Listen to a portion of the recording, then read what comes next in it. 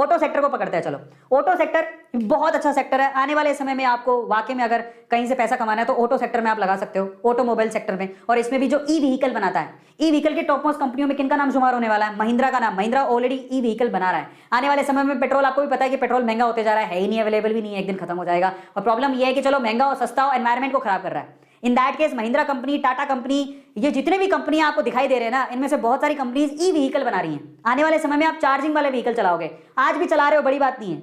आज महिंद्रा के तो कब से ही ई व्हीकल दौड़ रहे हैं, तो कारें भी दौड़ रही हैं, ठीक है। तो ये हीरो हो गया। मेरे फेवरेट कौन से हैं इनमें से? मेरे पर्सनल फेवरेट है हीरो, ये बहुत एवरग्रीन कंपनी है, आप चाहो जब चाहो तब लगा सकते हो। अशोक लेलैंड, ये मेरी फेवरेट कंपनी है, ठीक है। इसके शेयर तो काफी सस्ता है, इसका एक शेयर 121 रुपए का, 121 रुपए का एक शेयर। मैंने खरीदा था 60 रुपए का शेयर था, 60 रुपए का, अभी डबल हो चुका है। अब जरा सोचो, मेरे पास महिंद्रा के भी शेयर है, मेरी फेवरेट कंपनी है, अपनी इंडियन कंपनी है यार, मतलब सारी वैसे इंडियन ही है, मतलब ये काफी अच्छी कंपनी है। और टाटा तो एवरग्रीन है, आप किसी भी सेक्टर में टाटा के शेयर खरीदो आपको फायदा ही होगा।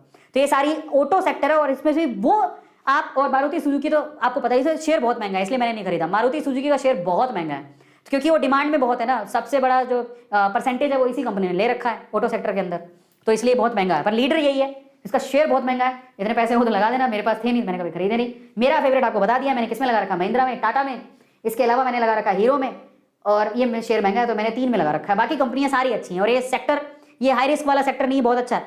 इनफैक्ट अगर इसमें, अगर आप इन फ्यूचर देखोगे तो जो ई व्हीकल आने वाले हैं, तो जो ई व्हीकल बनाता है जाके उसमें इन्वेस्ट कर दें।